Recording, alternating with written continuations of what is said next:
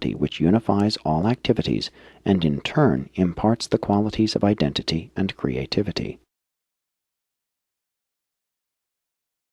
2. The Self.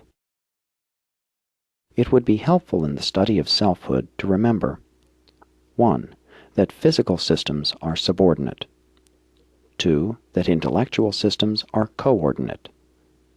3. That personality is superordinate. 4. That the indwelling spiritual force is potentially directive. In all concepts of selfhood, it should be recognized that the fact of life comes first, its evaluation or interpretation later. The human child first lives and subsequently thinks about his living. In the cosmic economy, insight precedes foresight. The universe fact of God's becoming man has forever changed all meanings and altered all values of human personality. In the true meaning of the word, love connotes mutual regard of whole personalities, whether human or divine, or human and divine. Parts of the self may function in numerous ways, thinking, feeling, wishing, but only the coordinated attributes of the whole personality are focused in intelligent action, and all of these powers are associated with the spiritual endowment of the mortal mind when a human being sincerely and unselfishly loves another being, human or divine. All mortal concepts of reality are based on the assumption of the actuality of human personality.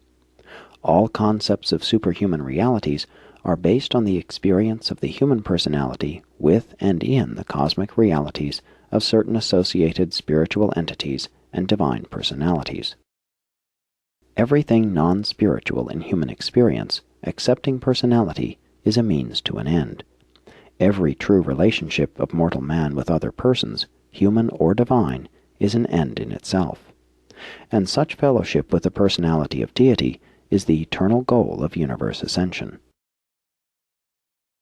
The possession of personality identifies man as a spiritual being, since the unity of selfhood and the self-consciousness of personality are endowments of the supermaterial world.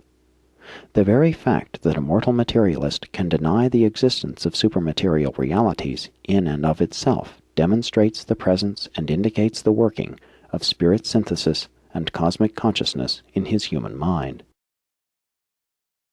There exists a great cosmic gulf between matter and thought, and this gulf is immeasurably greater between material mind and spiritual love.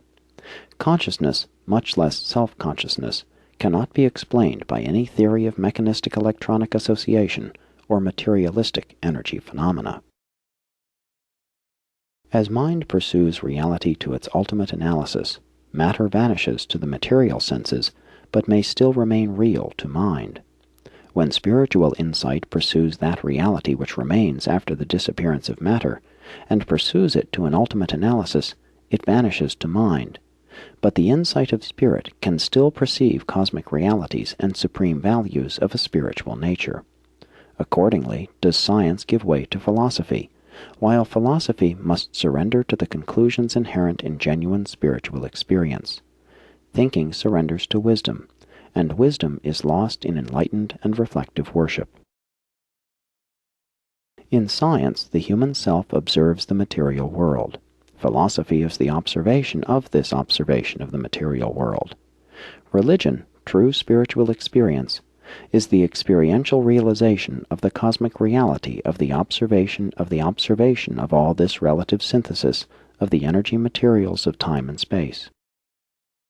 To build a philosophy of the universe on an exclusive materialism is to ignore the fact that all things material are initially conceived as real in the experience of human consciousness.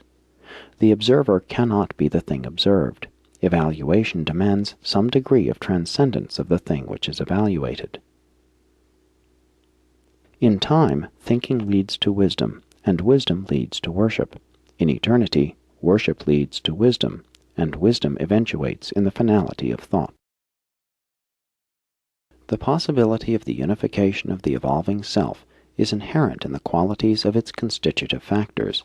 The basic energies, the master tissues, the fundamental chemical overcontrol, the supreme ideas, the supreme motives, the supreme goals, and the divine spirit of paradise bestowal, the secret of the self-consciousness of man's spiritual nature.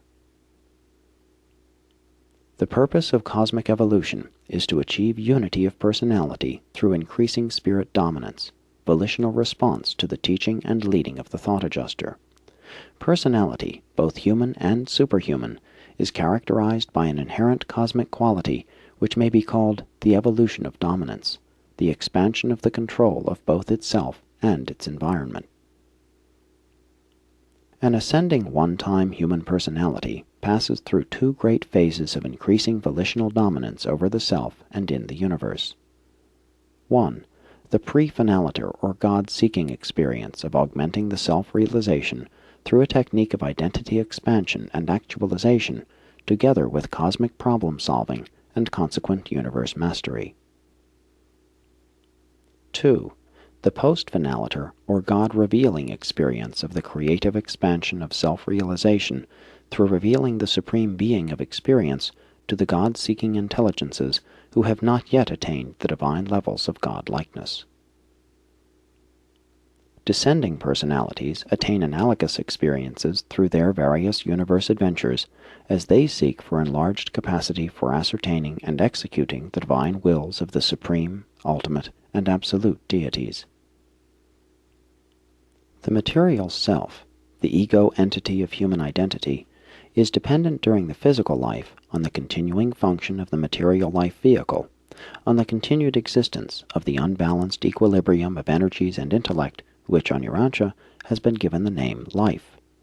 But selfhood of survival value, selfhood that can transcend the experience of death, is only evolved by establishing a potential transfer of the seat of the identity of the evolving personality from the transient life vehicle, the material body, to the more enduring and immortal nature of the Morontia soul, and on beyond to those levels whereon the soul becomes infused with, and eventually attains the status of, spirit reality. This actual transfer from material association to Morontia identification is effected by the sincerity, persistence, and steadfastness of the God-seeking decisions of the human creature. 3. The phenomenon of death. Urantians generally recognize only one kind of death, the physical cessation of life energies, but concerning personality survival, there are really three kinds. 1. Spiritual, soul death. If and when mortal man has finally rejected survival, when he has been pronounced spiritually insolvent, morontially bankrupt, in the conjoint opinion of the adjuster and the surviving seraphim, when such coordinate advice has been recorded on Uversa, and after the censors and their reflective associates have verified these findings, thereupon do the rulers of Orvonton order the immediate release of the indwelling monitor. But this release of the adjuster in no way affects the duties of the personal or group seraphim concerned with that adjuster-abandoned individual. This kind of death is final in its significance, irrespective of the temporary continuation of the living energies of the physical and mind mechanisms. From the cosmic standpoint, the mortal is already dead.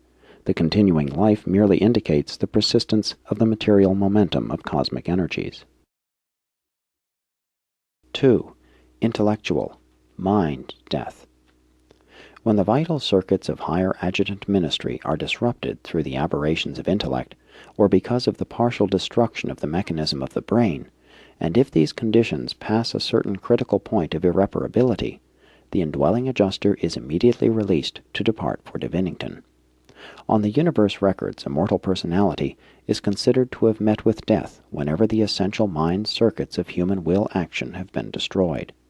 And again, this is death, irrespective of the continuing function of the living mechanism of the physical body. The body minus the volitional mind is no longer human, but according to the prior choosing of the human will, the soul of such an individual may survive. 3. Physical, body and mind death. When death overtakes a human being, the adjuster remains in the citadel of the mind until it ceases to function as an intelligent mechanism, about the time that the measurable brain energies cease their rhythmic vital pulsations. Following this dissolution, the adjuster takes leave of the vanishing mind, just as unceremoniously as entry was made years before, and proceeded